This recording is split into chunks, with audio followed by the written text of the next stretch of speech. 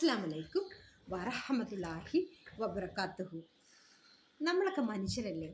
നമ്മളുടെ കയ്യിൽ അറിഞ്ഞും അറിയാതെയും ഒക്കെ ഒരുപാട് തെറ്റുകുറ്റങ്ങൾ വന്നു പോകുന്നുണ്ട് അല്ലേ? എന്നാൽ ചില ആളുകൾ തെറ്റുകൾ വീണ്ടും വീണ്ടും ആവർത്തിക്കുന്നുണ്ട്.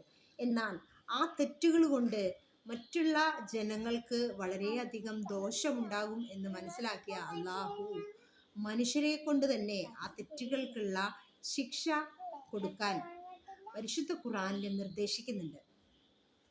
അതെന്താന്ന് വായിക്കാം. സൂറത്തുൽ അന്നൂർ ആയത്ത് 2 ആ തെറ്റിനെ കുറിച്ച് അള്ളാഹു പറയുന്നത്. വ്യഭിചരിക്കുന്ന സ്ത്രീ പുരുഷന്മാരിൽ ഓരോരുത്തരെയും നിങ്ങൾ 100 അടിയടിക്കുക. നിങ്ങൾ അള്ളാഹുവിലും അന്ത്യദിനത്തിലും വിശ്വസിക്കുന്നവരാണെങ്കിൽ അള്ളാഹുവിൻ്റെ മതനിയമത്തിൽ അത് നടപ്പാക്കുന്ന വിഷയത്തിൽ അവരോടുള്ള ദയയൊന്നും നിങ്ങളെ ബാധിക്കാതിരിക്കട്ടെ.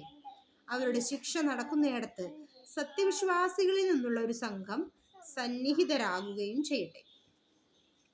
അതെ, ഈ വ്യഭിചാരം എന്ന് പറയുന്ന ഒരു തെറ്റ് വളരെ ഗുരുതരം തന്നെയാണ്. കാരണം പല ജീവിതങ്ങളും തകർന്നു പോകുന്ന വ്യഭിചാരത്തിൽ നിന്ന് തന്നെയാണ്. ഒരുപാട് ആളുകൾ അറിഞ്ഞുകൊണ്ട് ചെയ്യുന്ന ആളുകളുണ്ട്, അറിയാണ്ട് ചെയ്തു പോകുന്ന ആളുകളുണ്ട്. അറിഞ്ഞിട്ട് ചെയ്യുന്ന ആളുകളോടും അറിയാതെ ചെയ്തു പോകുന്ന ആളുകളോടും പറയാനുള്ളത്, നിങ്ങൾ തൗബ ചെയ്ത് അള്ളാഹുവിലേക്ക് മടങ്ങുക. നമ്മളുടെ ജീവിതം മാത്രമല്ല അതുകൊണ്ട് തെറ്റിലേക്ക് പോകുന്നത്, ഒരു കുടുംബം തന്നെ നശിച്ചു പോകാൻ കാരണമാകുന്ന ഒരു പാപമാണ് വ്യഭിചാരം എന്ന് വെച്ചാൽ, ഏതെങ്കിലുമൊക്കെ ഒരു സ്ത്രീകളുടെ ഭർത്താക്കന്മാരെ ഏതെങ്കിലുമൊക്കെ ഒരു സ്ത്രീകൾ അവരുടെ ജീവിതത്തിലേക്ക് ആകർഷിക്കുമ്പോൾ മനസ്സിലാക്കുക, ഒരു കുടുംബം നശിച്ചു പോവുകയാണ്. നിങ്ങൾ അതിനൊരു കാരണക്കാരിയാവാണ്. മറ്റുള്ള സ്ത്രീകളുടെ കണ്ണിൽ നിന്നൊരു കണ്ണുനീര് ഒറ്റി വീണിട്ടുണ്ടെങ്കിൽ അതിനുള്ള ശിക്ഷ ഓരോ സ്ത്രീകൾക്കാണെങ്കിലും പുരുഷന്മാർക്കാണെങ്കിലും ലഭിക്കുക തന്നെ ചെയ്യും.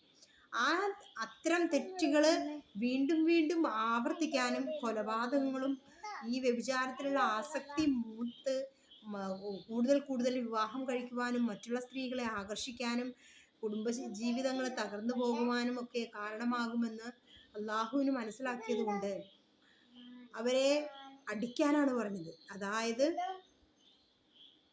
100 അടി അടിക്കുക. അടിയിൽ പേടിയില്ലാത്ത മനുഷ്യരില്ലല്ലോ. ആ അടി അടിച്ച് അങ്ങനത്തെ ഒരു ശിക്ഷ ഈ നമ്മുടെ കേരളത്തിലും ഉണ്ടായിരുന്നെങ്കിൽ പല ജീവിതങ്ങളും തകർന്നു പോകില്ല. അള്ളാഹു പറഞ്ഞ ആ നീതി ഒന്ന് നടപ്പാക്കിയിരുന്നെങ്കിൽ